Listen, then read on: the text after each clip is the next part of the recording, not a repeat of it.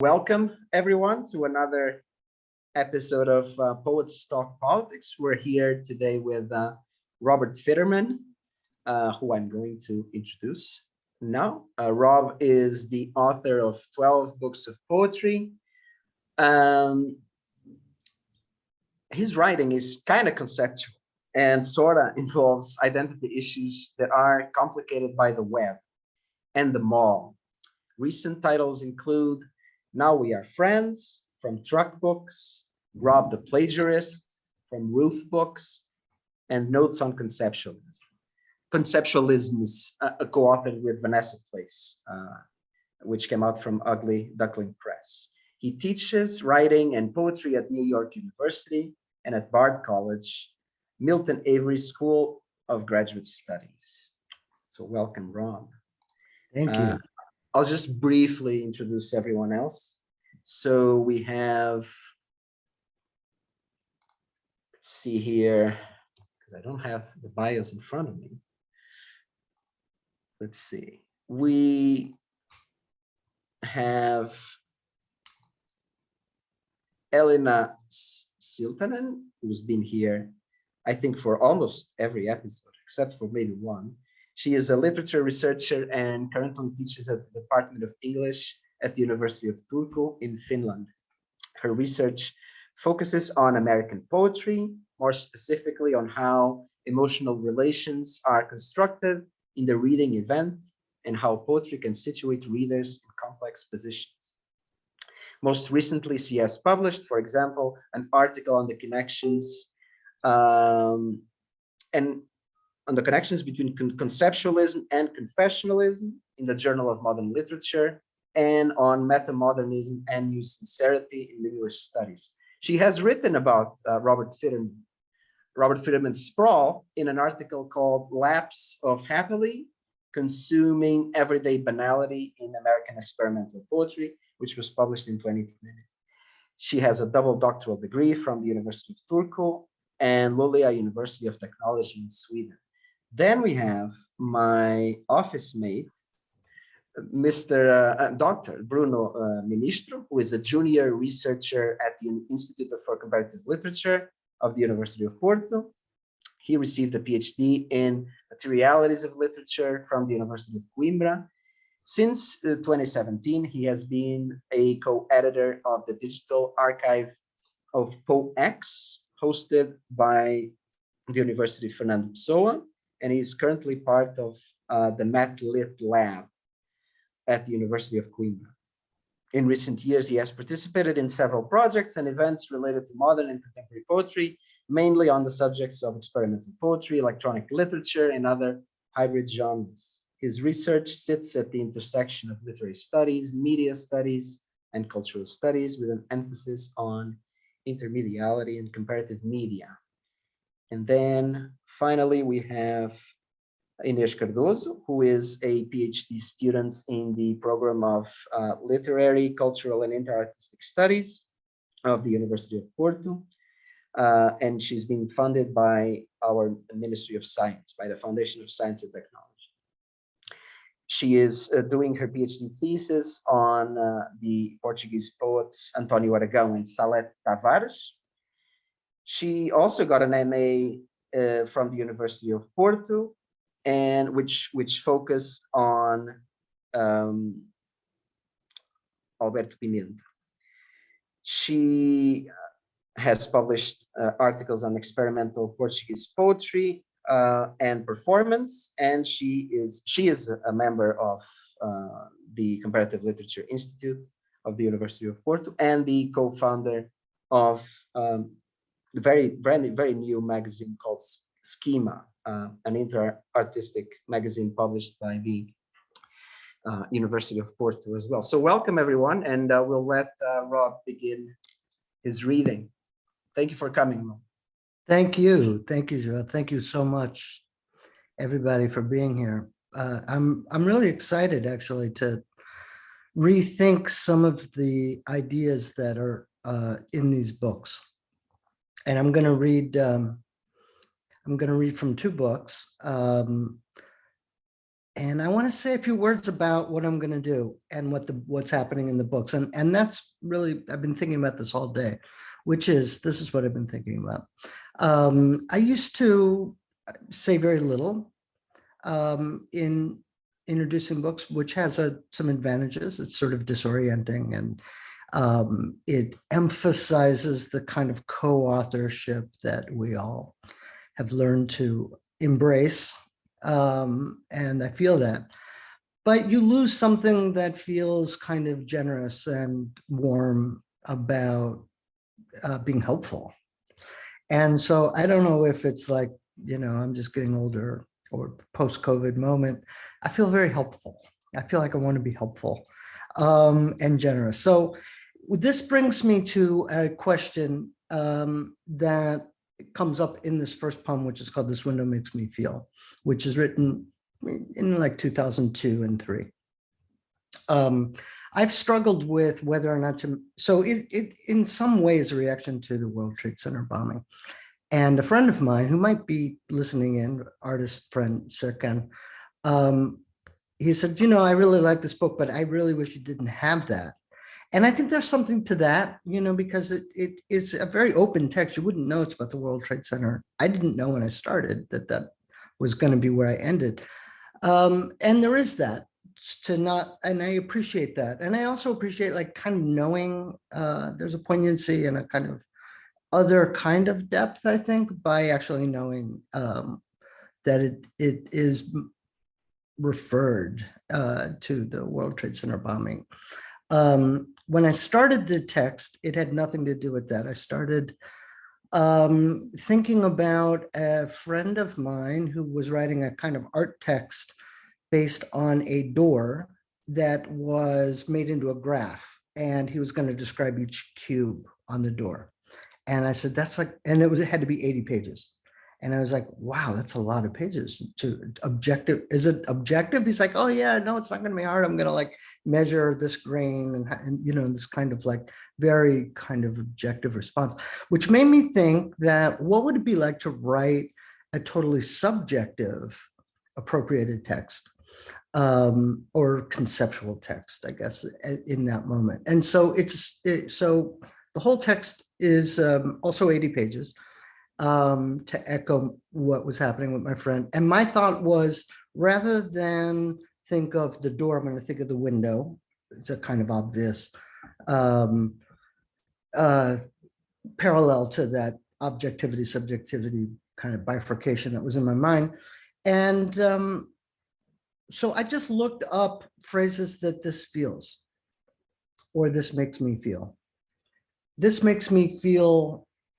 There were actually no hits, I think, at all. But I quickly this window makes me feel. I had no hits at all, and now there are probably some that relate to my book. So I just would look up this phrase, "This makes me feel," or "This feels," and I worked with those phrases. And this is 2002, 2003, so it's a very early work of working with search engines. So I'm going to read some of that. And then I'm going to read from a very recent book that is using found language in a very also emotional, subjective way, but in a very different way, which I'll introduce after. So that's a lot. I'm making up for a lot of years of like not saying anything. And I'll read a little excerpt from "This Window Makes Me Feel," 2002. This window makes me feel like I'm protected. This window makes me feel like people don't know much about recent history, at least as far as trivia goes. This window makes me feel whole and emotionally satisfied. This window makes me feel like I count, and I enjoy knowing the opinions of others are heard, so hopefully I can help change the future. This window makes me feel like I'll find the one thing that makes me feel like I want to feel. This window makes me feel like I'm walking along a creek behind a supermarket. This window makes me feel like I did when I went to a heavy metal hairstylist who wore a swastika belt buckle and I didn't say anything. This window makes me feel like there's a part of the news story that I missed. This window makes me feel like I'm on the ship in Ben-Hur. This window makes me feel weird, like I know what happened on that visit couldn't happen, and it makes me feel good to see that things are changed for the better.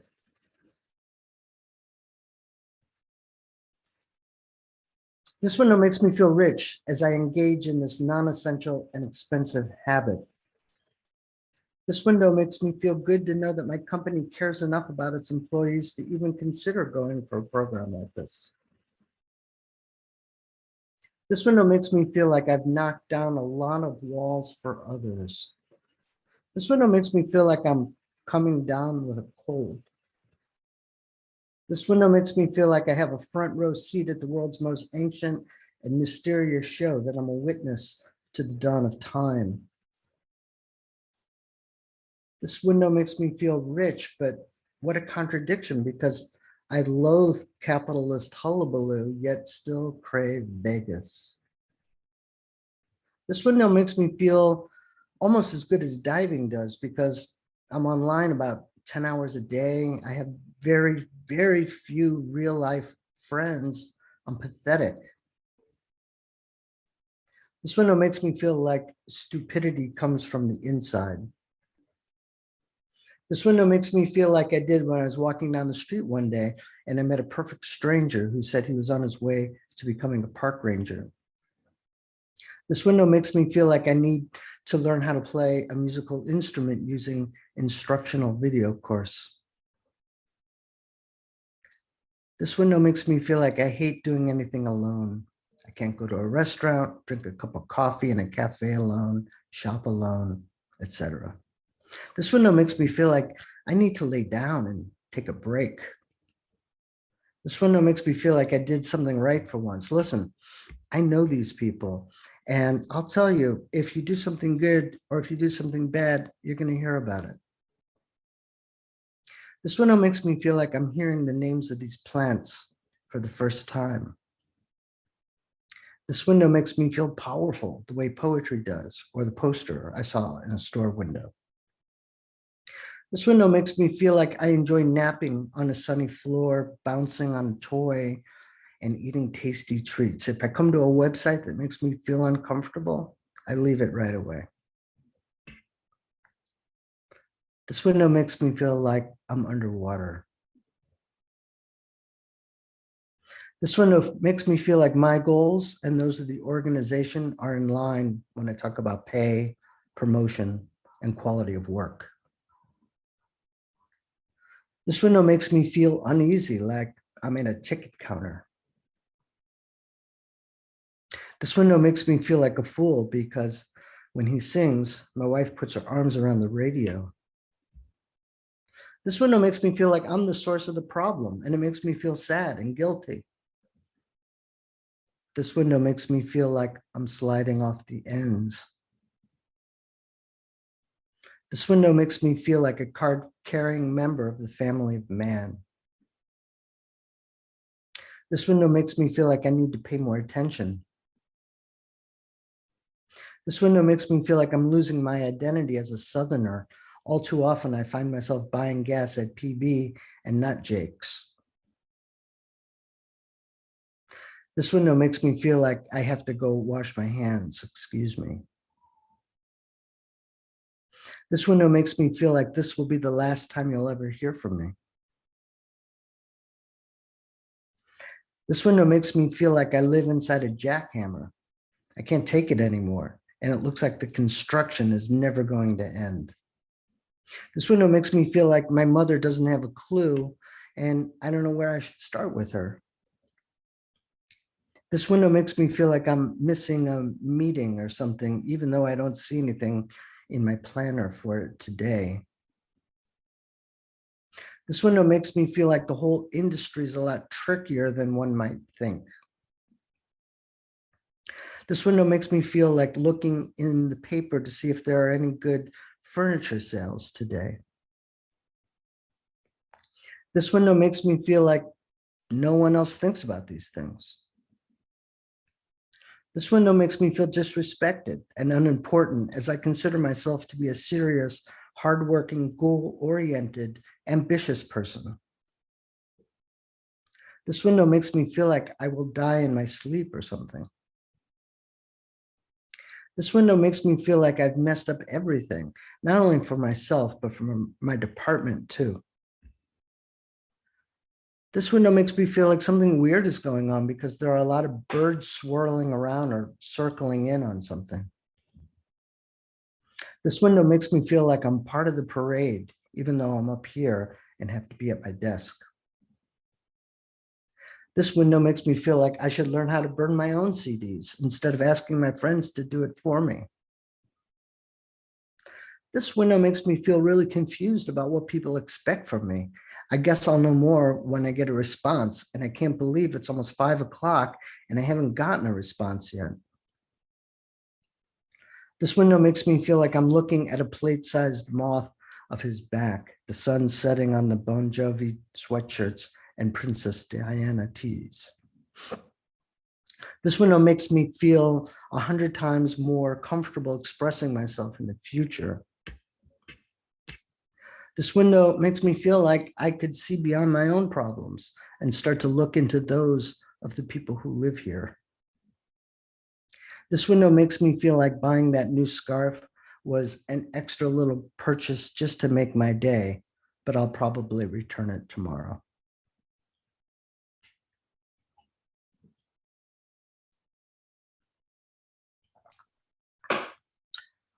Yeah, so thank you. That's 2002. And then I have an excerpt of about the same size. I thought I would just go right into. Is that a good idea? Does that sound good? Yeah. All right, good. I assume if the audio is bad, you'd let me know. All right. Sweet. So just as again, to extend my newfound way of being overly, maybe as Pound put it, the village explainer. In No Wait, yep, definitely still hate myself. I'm looking at moving this whole idea forward of like, how do you work with subjectivity? How do you work with lyric in a way that is felt to me engaged in the kind of world that I experience? A world that includes a kind of simulated version of ourselves and our articulations. And what was interesting to me is that you could have a kind of subjectivity or a kind of emotionality as a kind of chorus, almost is the way I like to think of it. And I really truly feel, and I think this is a positive thing, that we kind of all, we have a more finite, maybe vocabulary of emotional articulations than we think we do. You know, we all kind of like fall for the same pop songs. So I got really interested in this idea of like, I could express some really dark stuff without my expressing it personally, but by using the articulations that I could find online. And it's interesting in both of these processes. One thing that's interesting is not only do you continue to choose which articulations, so there is a lot of authorship in that choosing. But it's really interesting when you do something like this and you choose an excerpt for a public reading, and maybe it's like 5, 10, 15 years after you wrote it, you go through the whole process again of choosing from this material that you didn't write to begin with, you only chose and arranged. So you're rearranging all the time. It's like, I love that. It's really exciting. So anyway, in this piece, I came across this form. I knew what I wanted to do. I just didn't know what it was going to look like. And I came across this Schuyler poem called The Morning of the Poem, which used a very, I don't remember the name for it, but a very standard verse looking kind of poem, which to me was then kind of perfect, not to be like too tongue-in-cheek about it, but that like, verse is this kind of field of emotion in a certain way. So it seemed to amplify that kind of verse affect was really effective for just pouring in these streams and chats and comments about sadness, loneliness, and depression. So again, this is a single-length poem about, a single book poem that's also about 100 pages. What else should I say about it? Maybe nothing. Maybe I said too much. Oh no, I'm gonna get a bad grade.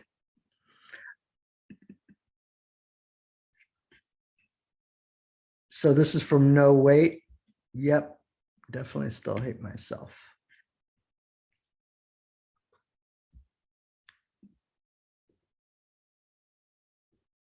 I'll just start. No matter what I do, I never seem to be satisfied. The world spins around me and I feel like I'm looking in from the outside. I go get a donut. I sit in my favorite part of the park, but that's not the point. The point is that I feel socially awkward and seem to have trouble making friends, which is very sad and lonely indeed. I'm way too sensitive and I always feel like no one likes me. I don't know what to do. I'm just super tired of feeling this way. I used to really like people. I wasn't always imagining the Coney Island roller coaster ride as, a metaphor for my life. I'm happy in the morning, yet at night, I'm sad and lonely and depressed. And above all, I'm starting to feel like nobody cares about me. Once upon a time, I was super popular. I was the class clown. I was a riot. I got caught tossing our 7th grade science books out the 2nd floor window. People loved me. I was happy and crazy, but now I'm like a lonely flute. I used to blow off everyone who wanted to talk or hang out at school. Now look at me.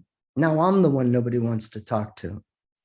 Somebody said, if you think reading poetry can be sad and lonely, just try writing it. And don't kid yourself, from this anguish and utter hopelessness, people do not emerge to find a sense of peace.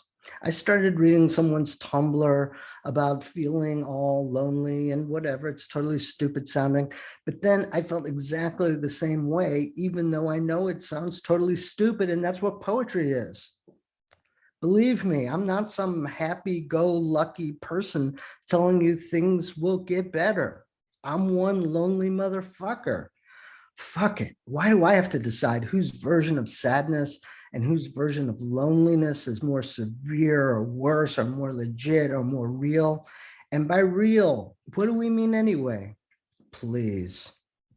I'm at a gift shop holding a silver, brightly colored bag of freeze-dried astronaut ice cream, which is totally sad and depressing and ridiculous. I keep reaching for something else, something big, but every time all I find is a great void and an empty feeling of the impossible. It's the saddest and loneliest feeling in the world. And if it isn't, then maybe you can tell me what is.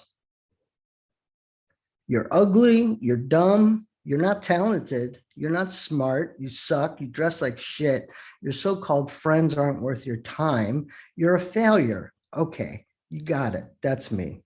No, wait. Yep, definitely still hate myself. Sometimes there's nothing to do. Sometimes I wish I were a cat. Sometimes all you need is a little dark room where you could wipe your butthole on the carpet. A lot of people are in a grand funk right now, distressed about the election results or no work or about how their home got washed away, on and on. No surprise if you're picking up on that energy. I often wish I were a kid again. I can honestly say that my life was 100 times better then. My hobbies include being sad and lonely all the time, and my interests consist of people I can't have. Whenever I feel sad and lonely, I go shopping. by myself, of course. There's something specific about living in America right now that makes everyone prone to sadness and loneliness and shopping. Like many of you, I'm on the sad and lonely cruise, and I don't feel like I'm getting off anytime soon. I'm sad and lonely, and I hate everything. There's a show that I like to watch called House, starring Hugh Laurie. And today they had on some reruns. And there's a two-parter from a couple of years ago that I really enjoyed watching. The first episode is called House's Head, and the second one, Wilson's Heart. I want to tell you about these shows, but you need to have seen or at least know about House. But this is where my life is coming to, telling you about TV reruns. I'm aware of this, and I know how pathetic it sounds. Life is so unfair. I wonder why people like me exist. I don't get it. I am lonely, lonely, lonely. I was born to be lonely. I am best so. I'm going to rip my eyes out and shave my head and individually pluck each eyebrow off my face and cut my heart out and eat it and pull my brains out via my nose and then cut my toes off one by one before cutting off my feet and eventually my legs. I'm going to rip open my stomach as well as my lungs and intestines and throw the contents at everyone. I hate people. I'm going to piss on everything. Loneliness is a God-shaped void and vacuum within myself that I try to fill with anything and everything, and nothing fits. Radiohead was wrong. My mom continues to insist on raking me over the past until I can't breathe. She recently told me, when I think of you, I think of sadness. I don't ever remember you ever being happy. Thanks, Mom. I know I'm a freak. That's okay, though. Even freaks can get used to this advanced level of loneliness. Here's the thought. I remember the friends I've lost. I'm aware of the friends I'm losing right now. I can even imagine friends I will lose in the future. I'm talking about people I haven't even met yet. How do I know this? Just look at my track record. I know exactly how this goes. I know just how long I'll be friends with someone before everything starts falling apart. I can almost predict the day, the hour. I know how to read those signs like a scent hound. That's why I say I'm a freak of loneliness. I know the blueprint, past, present, and future. The way I see the world, you see, is on another level because of this mental sadness that has been with me for so many years. Sorry to say, but our minds are worlds apart, and no matter how hard you try, you lose yourself within your own thoughts and suffer because of that futile attempt. And here's another really sad factor. I'm totally imagining who this you might be. I guess one could say it's a fantasy because I'm not really talking to anyone. I'm not really relating to anyone. It's not like I'm going out and meeting anyone. So when I'm saying you, I really don't know who I'm addressing. And isn't that even doubly sad and pathetic? Of course, you don't have to answer that because there really isn't a you. And I don't even know who that you would be if there were one. Just adds another level to my pain and desolation. The pain is tremendous. The agony that lies inside my mind just seems to overwhelm my physical pain. And then my emotions, these feelings, they only feed to my mind, which makes everything worse. It's the worst feeling ever. It's absolutely the fucking worst. And if you don't think it's the worst, then you don't understand. And obviously you don't understand anyway. So why the fuck am I talking to you? The lonesome star has faded into the grave of cosmic storms. The dying rays of silver light all form the sign of Satan's rise, falling dead star, crushing God's throne, spinning heavens, death reigns as king, fire burning, cosmos freezing, portal opens, glooming altars, night of the black, sorrowful moaning, winds blowing through these melancholic woods. How I feel so dead here, sad and cold, as I hear crypt sounds of moan. Only thoughts of sorrow bring me down to the pits of bottomless black. In this endless tomb of weeping sadness, I am embraced by the cosmic force of pain, pain dooming, death coming, shadows of misery are cast on the full moon, light and stars of hellfire shine like a blinding bolt of lightning, dying alone in the woodlands, isolated in my empire of solitary death. Total sadness, total darkness, total coldness, total pain. Thank you. Thank you very much, Rob. Very nice. I actually have a perfect, I mean, not me, but I'm going to pass it to Bruno, because I think he has a very good question about the concern you raised at the beginning about like explaining too much about the poems or readers going into the poems and not knowing what to expect. And so we were talking about that, the two of us, and I think he wanted to ask you about it. Yeah, thank you, Robert, for your reading. And yeah, I'll go directly to my notes. So it's a comment and a couple of questions. I hope you don't mind, so you have the time to rest. No problem. I don't know if I'm correct here, but I would say that conceptual writing deeply relies on the use of paratextual information. For instance, the concept or idea or process behind a conceptual book is usually inscribed in the work as a paratext. It can be a line describing the concept in the first or last pages, or even in the blurb, for instance, right? Or 4 words in a reading, right? It could also be an extra paratext, I would say. Let me put it that way.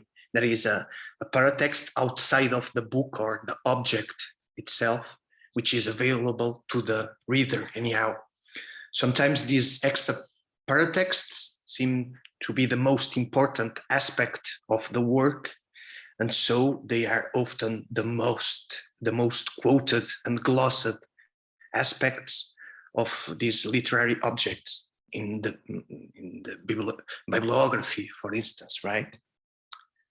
In this context, it is interesting to note that the 2 books we are discussing today do not acknowledge directly the concept, the idea, or the process used to build them. Of course, they have a concept of composition, right? But it is behind the scenes. It is not rendered visible in the books. Nonetheless, as far as I know, there is no review or text about your work that does not mention that all your text is borrowed or plumbered from web sources, such as social media, online forums, as you said, right? I mean, the concept is not provided, but it is everywhere as paratext and also as hypertext in these other texts, right? So having said that, my question for you would be why? Why do your texts not mention their sources? Is it on purpose or is it by chance? Do you believe we need paratexts and instructions to read conceptual poetry? How do you think these instructions frame the readership or reframe the thinkership, to use this concept, right? Wow, it's a lot. of questions. No, I like them all. I feel like, I just watched Biden earlier today was talking about the economy, and he was sort of fumbling through some answers, but each question from the press had like 7 parts to it. And he would kind of answer one part and then just go on to the next one. And you're wondering like, I don't think he's really avoiding it. I just think he's like, I don't know what quite right. Yeah. So I'm feeling simpatico. Let me talk about a couple of, as I hear you, there's a couple of things that are really interesting to me. One is that this idea of co-authorship has evolved. I don't like orthodoxy. So I don't understand I don't want to understand co-authorship in that kind of orthodoxy that that I appreciate in other work, even going back to language writing, and I very much appreciate the coming out of like Rancière, the idea of empowering your reader. But what's evolved for me is to think about, are there other ways in which like you can give your reader a lot to empower them and still have the portal open enough that you're co-creating? Because I think the co-creation becomes more complex when we think about, I think about this in visual art a lot, where what are the maybe 4 or 5 or 2 things that this work is making me think about? And I don't mind getting a certain kind of context for that. So I think that answers part of what you're saying. And then I think part and parcel to that is that my own practice has always been, I think, interested in materiality. So I'm not interested in a conceptual project that I'm not going to read. For me, I mean, I've tried it, and I do find that those projects are exciting to me sometimes, but that's not what I do. I'm too invested in a kind of, it's really the shift. What I was going to say is I'm too invested, I think, in a kind of like subjectivity or emotionality or relationship to lyric that I don't want to just kind of give up. I want to see it evolve and see if I could, get my hands in that. But we do have an interesting parallel, I think, in the art world in post-conceptualism, which is a much messier version of that more pristine, Sulliwit kind of conceptual project, which can be very beautiful. But then you get to someone like Mike Kelly, and it gets more alienated. The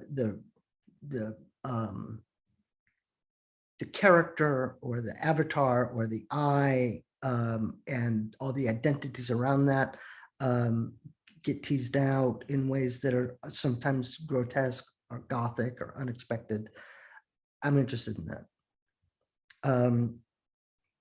Then I think there was something else in there that I'm having a Joe Biden moment with.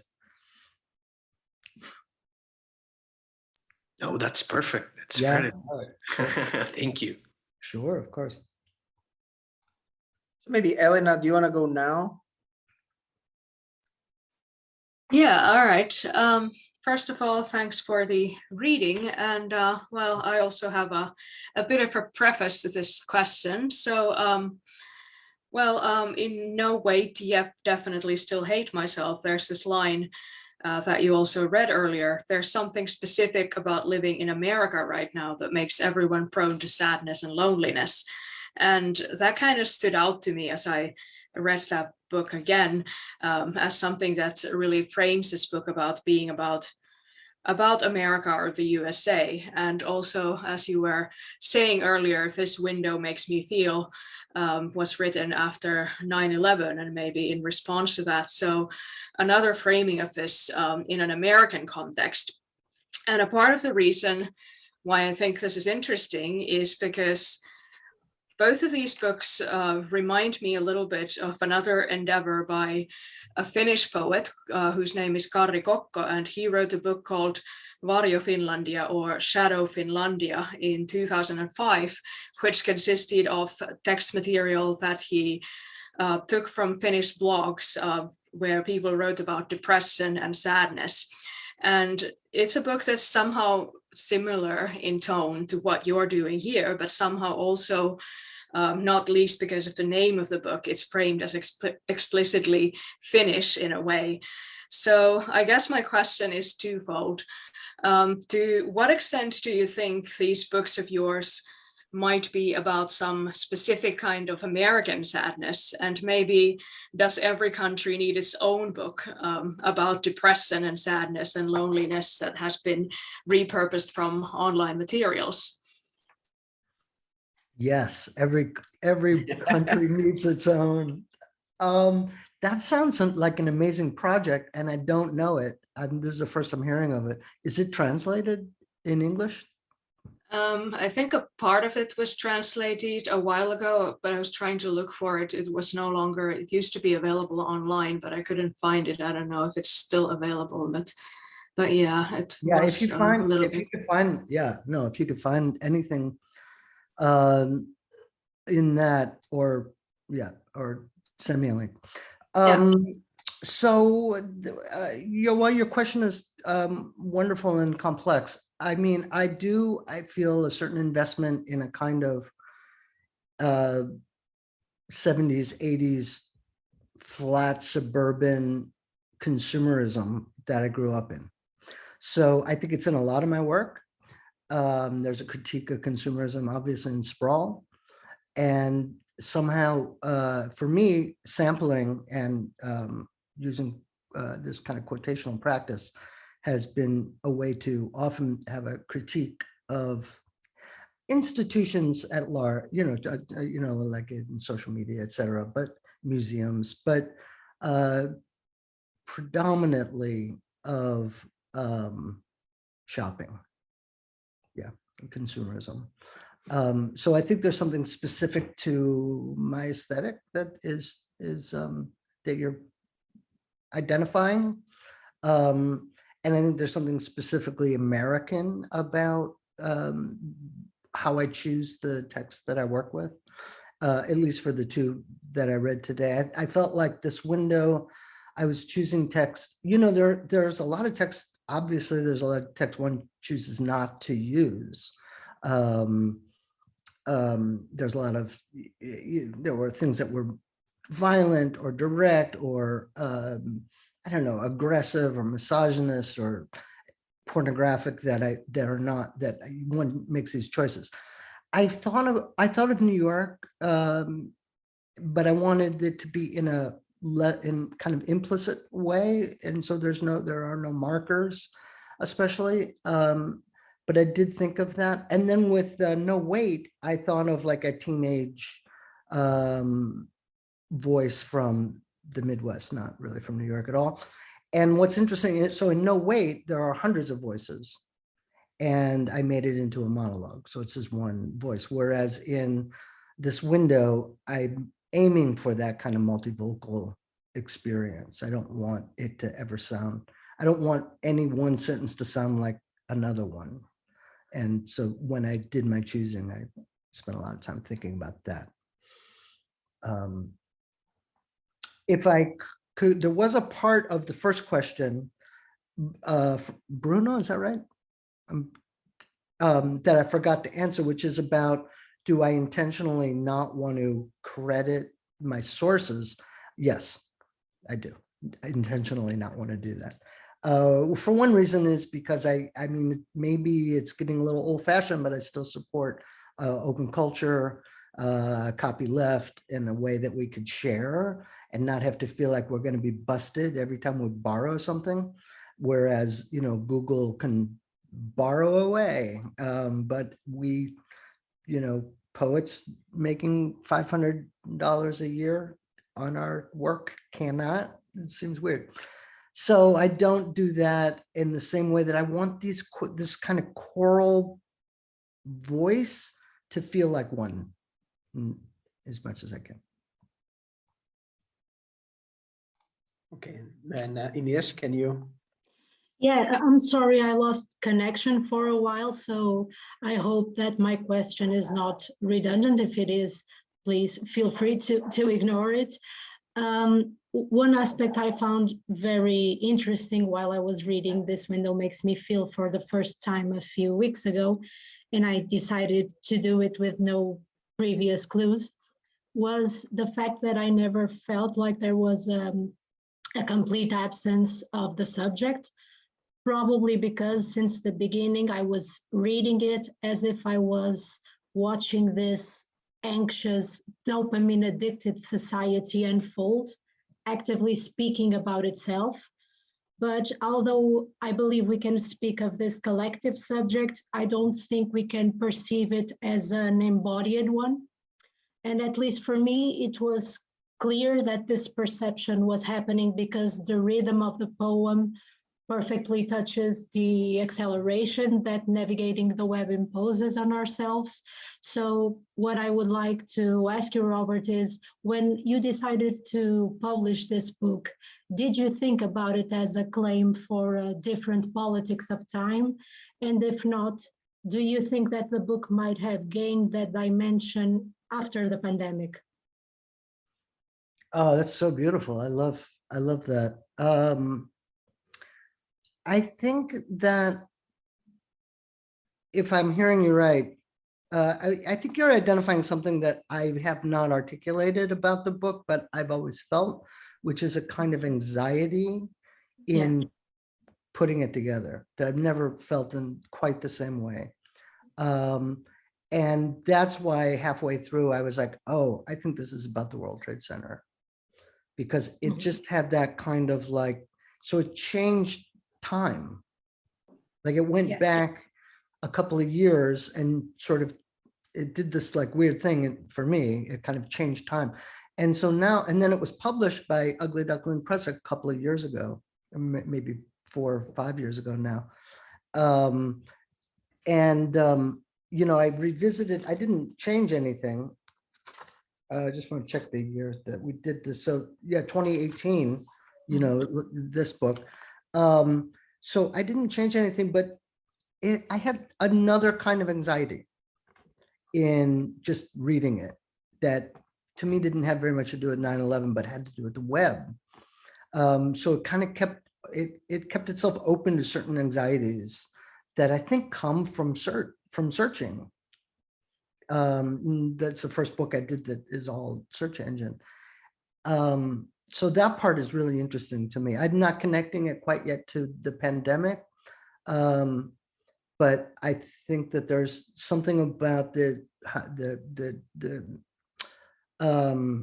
continuum and evolution of anxieties around searching that is interesting to me. Yeah, thanks.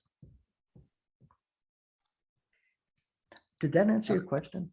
I mean, in a way, does that intersect what you were asking? Yes, Yeah, yes. okay, cool. Thank you. Oh, yeah. Rob, I actually only encountered this window in, I believe, 2018. So when it came out, so this version that Ugly Duckling published, and I thought that it really, you know, resonated with, you know, American culture at large, and also, and in particular, this question that is still pretty much in vogue, right? Of you know, people, especially young men, right, being isolated, right, and friendless, and feeling that, you know, that society has left them behind in some way, right? So incel culture, right, is very much a thing these days, and especially back in 2018, right, during the Trump administration, right, it did feel like that a lot of people you know, had this angst and feelings of melancholia and entrapment, right, and the book does feel a lot like that, right? Like even the let's see, who was it that wrote, David Kaufman, right, wrote about both No Wait and This Window makes me feel, and he said that, you know, both books do have this atmosphere of like unending pessimism, and right, and there's no way, right, there's no glimmer of hope, he said, right, like in his chapter about the book. I did feel that as I wrote in the, you know, short review I wrote back in 2018 about the book, that, you know, that book in particular did have a lot of like very, I think, hopeful moments, right? You have a lot of people like trying to learn like how to play an instrument, or trying to connect with other people, even though they might fail or what. Whereas in No Wait, it's really like pessimistic all the way. Right? It seems, right? So I wanted to ask you about you know, pessimism, and whether you do see these books in being like hopeful and or optimistic in some way, right? And in particular, I you know, was intrigued by the final section of No Wait, in which you suddenly switch to this very different tone, and it's sort of like very apocalyptic, very almost like a sermon, or like there's something clearly like religious about it, right? With very but also like transcendent, right? So there's the pain and the loneliness and the sadness does seem to climax in some sort of way at the end of that a particular section, right? So, but anyway, so I wanted to ask you about like, how do you see the tone of these two projects, and whether you you think there's, you know, some positive elements and some optimistic side to the projects or not? I mean, I love all these questions. I don't think about being optimistic or hopeful in my writing. I mean, it's a critique, you know, so it's a critique of social media, where there's hopelessness, where one feels like you're going to, a young person in this case, may or may not feel like they're going to connect to the world. And what happens is almost the opposite, that there's less intimacy, more loneliness. So it doesn't do anything, you know, that you're reaching, that you have the possibility to reach out. But I don't think of it as one or the other. I think of the book, if you read the whole thing, I think parts of it are hilarious. It's not all sad, but it's a balance. It's a tricky thing, because life is, you know, on one hand, you know, I've been attacked for, like, you know, that I'm making fun of people. And on the other hand, on a more positive way, is like, you know, sadness and loneliness, it can be all these things. So it could be hopeful and hopeless, and it could be funny and sad. And, you know, to think of a very old model, I think of like someone like Charlie Chaplin. You know, the poverty and the sadness is hilarious at times, and it's, you know, weepful at other times. I think I was pretty bummed out by writing No Wait. So much so that I did write a companion chapbook called I Love You Forever No Matter, which is the same kind of technique, but has various voices, and it's all about love and joy. And what I really wanted to do was to do, like, there's a kind of wheel of human emotions, like joy and sadness and etc. And I wanted to do them all as a kind of series, but I think the sadness took it out of me.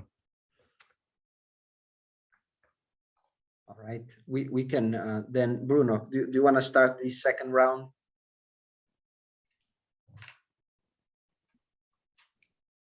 Yeah, sure. Yeah.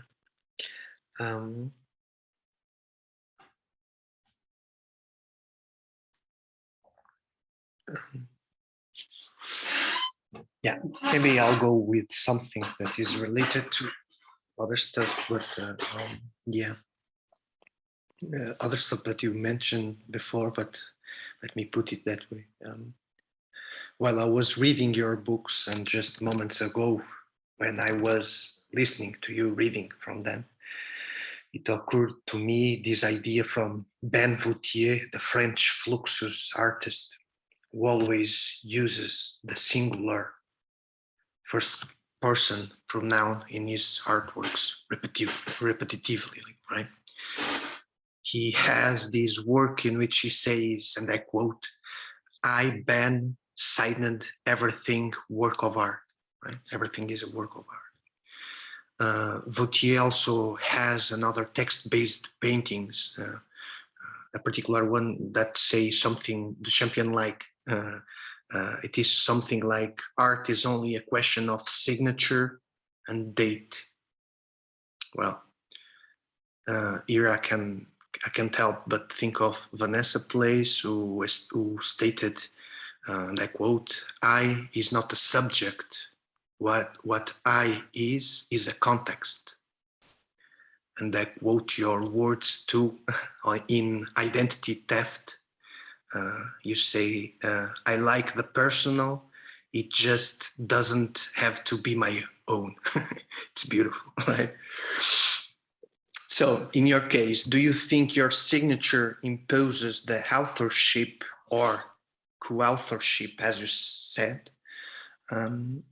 How do you see this? Is it something you are interested in exploring? I think so, but how, right? If you can elaborate a little more on that. Or is it something we at this point, this is a critique to myself also, is it something we at this point should avoid talking about? Because every time we speak of appropriation, we are always trapped in the authorship thing, right? And there are a lot more besides that reflection that needs our attention, I believe. So it's a comment and a couple of questions more. Yeah, no, those are great. Those are all things I think about a lot. And so it was nice to hear you articulate. Yeah, I think let me start with authorship. So I think ideas of authorship and the death of the author are, have been extremely useful, but at the same time, I find that they can be very disingenuous.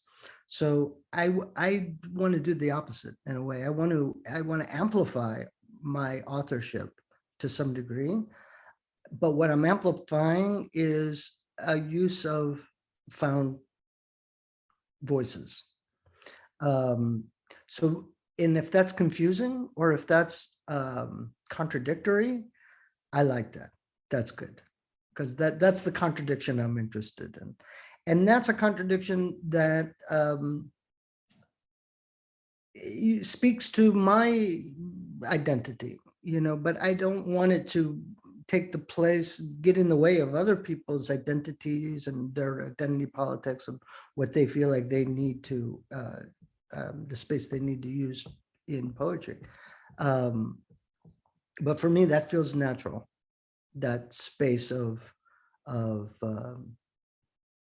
sampling. Yeah. It's a, yeah. And then there was another part of this question, I think. Did you have a second part that I'm forgetting? Well, the last part was something like, do we need to be always thinking about authorship? But I guess you. Oh, I'm sorry. Yeah, no, the other part I remember now is like, how does this connect? What does this say about the political world we're in? What does it say about,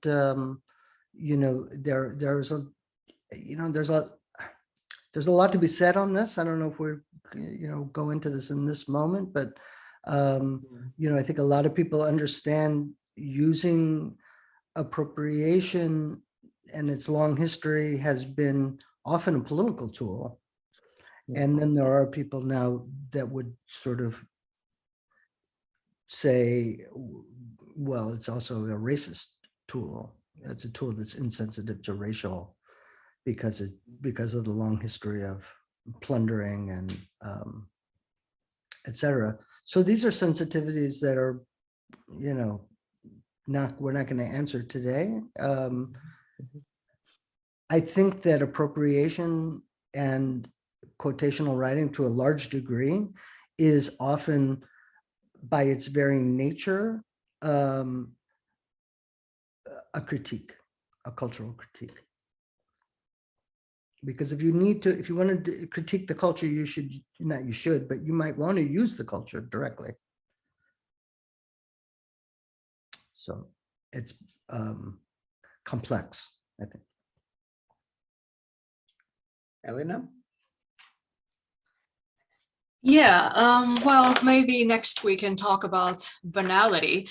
So something that I think is interesting about No Wait, Yep, Definitely Still Hate Myself is the way it sort of exposes the banality of these expressions of depression and loneliness. I think you said in the beginning something about how there's a finite number of articulations of emotions or something like that. And obviously, of course, the voice that speaks here, it's majorly depressed and ready to kill themselves. And that's, of course, heart-wrenching, but at the same time, just reading through all the sadness thrown together kind of exposes how ordinary these experiences sound. And also weirdly funny, as you were saying also earlier. And also this window makes me feel it has this sense of melancholia that's also kind of banalized by the repetitiveness. And to me, at least, that feels like an effective way of framing things, because it exposes the ordinariness of experiences like this in such a way that I, as a reader, am forced to think about my own position, or maybe even, as is written in one of these texts, I could see beyond my own problems and start looking into the problems of those who live here. But I wanted to ask, what do you think might be the uses of banality and ordinariness and repetition in poetry? Can they maybe work for change in something? Thank you for that.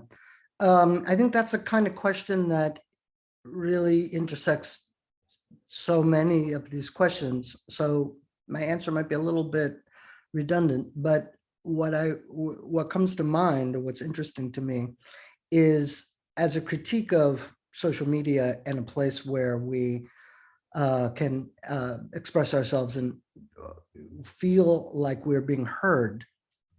The idea of a place where we have so much of that it becomes banal is a big part of what I'm going for in No Wait, right? So that banality, we have to feel flattened and even a little bit kind of abused by the speaker. And if it makes us think about our own situation, it makes us think about it in terms of our own feelings and in terms of our own language. Like, do I sound like that? Do I feel that? Is the way I feel really aligned with those words? Have I heard myself say those words? Do they fall on empty ears?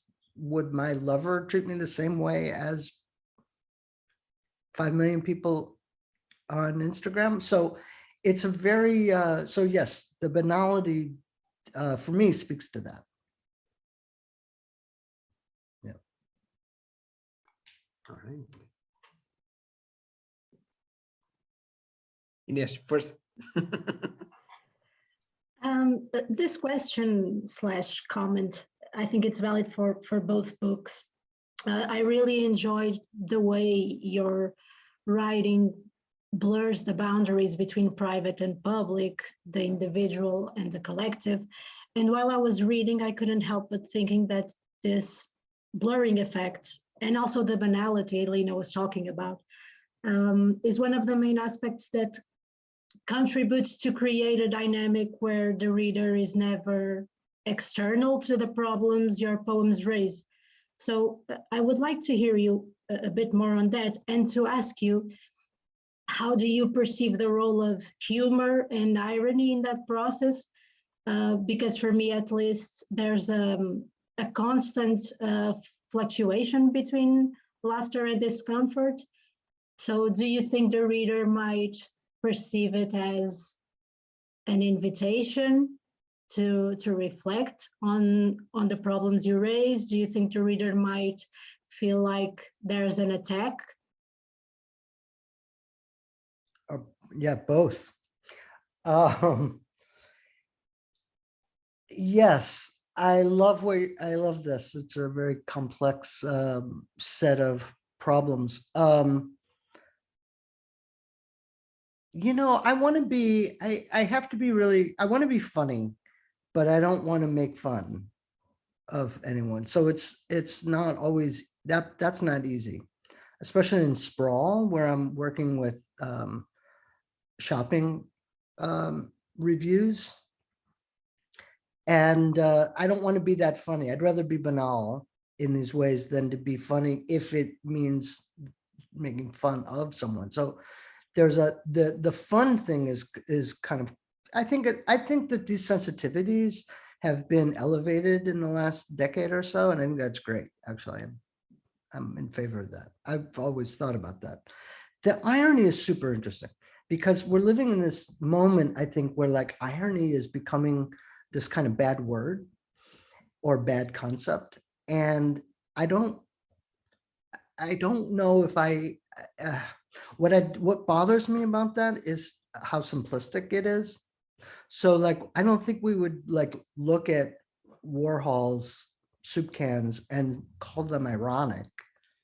It's obviously they're ironic. I mean, he's using the commercial, world in a way that is very, of course it's tongue in cheek. That's not the point. The point for me is like, everything is all things. So everything is ironic and sincere. Like that kind of bifurcation doesn't work for me. So but I feel like we're living a little bit in a moment of like, where the value on genuine and authentic is these are terms that need to be investigated a little more deeply. Like, I don't know what that means as the hero and irony as the demon. That feels a little bit too simplistic. So irony is can be very complex in terms of a critique of culture, I think, because it does leave the door open. It includes, the reader has to kind of complete it. I've done readings as an example where I'm in a culture that they're not going to know any of these references. And so I changed that, and I think that is what irony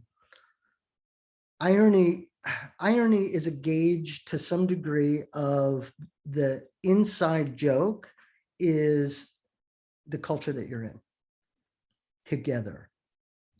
So the problem that I find is sometimes irony is critiqued as being superior. And I guess if Beavis and Butthead are superior, then and that might be a reference. I don't know. Yeah, so that's what I got to say about that. Thank you. Thank you. Now we got Beavis and Butthead here. Yes. Yeah. So Rob, maybe to wrap it up, I'll just ask then a final question about, like, again, the I guess political implications of both works, because that's something that really interests me. When I was, of course, as Elena was saying, right, like the books are about sadness and loneliness and depression and what. So immediately, a figure that comes to mind is, of course, Mark Fisher, right? Who had been before he died, talking a lot about